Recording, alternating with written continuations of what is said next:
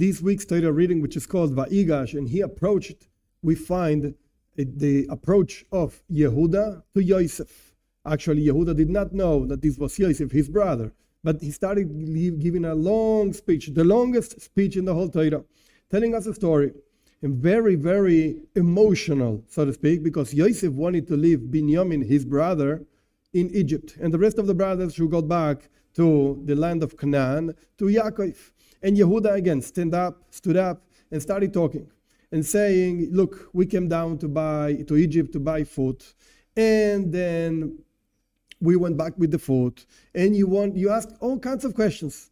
You asked about our father, about our brothers, etc. And now you want to see our brother. We came down with our brother. And this is something very dangerous for our father, because our father already lost one son of his favorite wife, Rachel, and now he's losing his second son, and our father cannot live with such a pain, and it's impossible. I should stand here, and my brother Binyamin should go back to the land of Canaan. All kinds of things, very emotional things that Yehuda is telling Yosef. The Torah tells us that Yosef could not stand it anymore. It was too much for him. He got very emotional. This is the guy that cries more in the whole Torah also. Yehuda is the one that talks more, and Yosef is the one that cries more. And he showed himself, and he said, I am Yosef, your brother. And immediately he pronounces a few words that are really difficult to understand. He asks, is my father alive? Ha'od avi chai? Is my father alive? The commentaries ask, what's this question? And furthermore, there's no answer to this question. Nobody gives any answer. They just continue talking, and Yosef starts saying, you should go back quickly, very quickly to Eretz Israel, to the land of Canaan, and to my father, and tell him that I'm alive, and bring it down to me, etc., etc. We don't find an explanation of this question. Is my father alive? We don't find the answer to this question. What is Yosef asking? One of the commentaries about Avanel, he says that it's just Yosef wanted to start a conversation with them. But the truth is, they were already having a conversation. Yosef should have asked, do you have children? Do you get married? What about you? What about each one of you, etc., etc.? But he didn't ask anything. He just said, is my father alive? And furthermore, by the things that Yehuda just mentioned, it was clear that his father was alive. At least from the moment that they left the land of Canaan, they left and YAakov was alive. They didn't have WhatsApp to know whether the father was still alive or not. But whatever the case, the father was alive, because Yehuda was just telling, our father is suffering because Binyamin is going to stay in Egypt. He has to go back to the land of Canaan. Our father will suffer so much. He was alive. So what's the question? Is my father alive? What's Yosef asking? And furthermore, Rashi, which is the main commentator of the Torah, doesn't say anything about this. So what's going on? One possible way to understand this is Yosef was not really asking a question. Yosef was wondering something. It's like a rhetorical question. Is my father alive? Why? We know that Yaakov did not get any consolation when he lost Yosef. He decided he was not going to be consoled by anything in life. And furthermore, our sages say that a person really never gets consolation when another person is alive.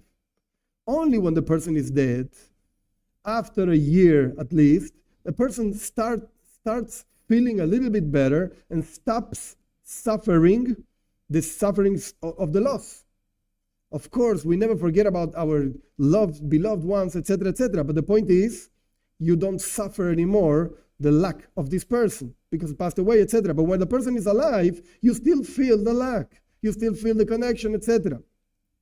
So Yosef was actually not asking, just wondering, wow, after 22 years of suffering, of tremendous suffering that Yaakov was suffering because he lost Yosef, my father is still alive?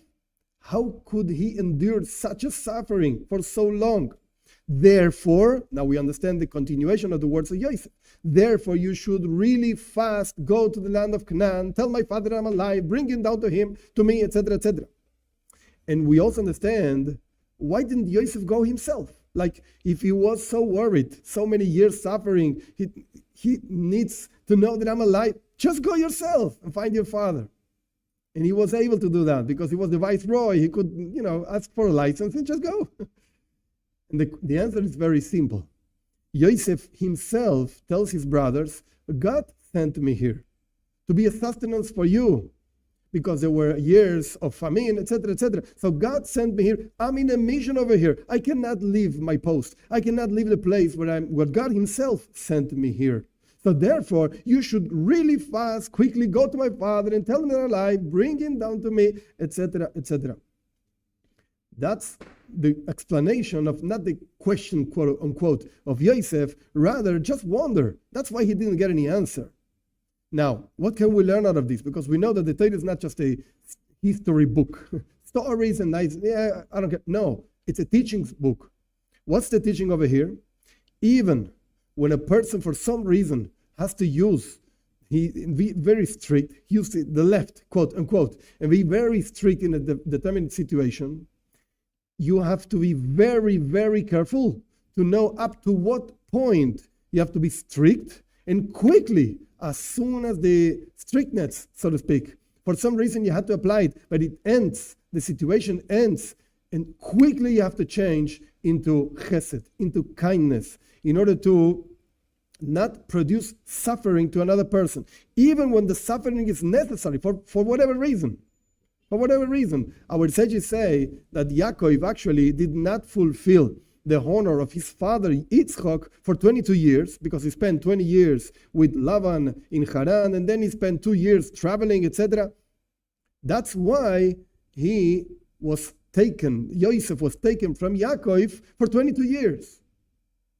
So even when this strictness is necessary for whatever reason, you have to be extremely careful to know exactly when it ends, and as soon as you can, fast, quickly. Yosef repeats it like 3 times. Maharu, Maharu, be fast. You have to give kindness in order for the person not to suffer more than what it's, for whatever reason, needs to suffer.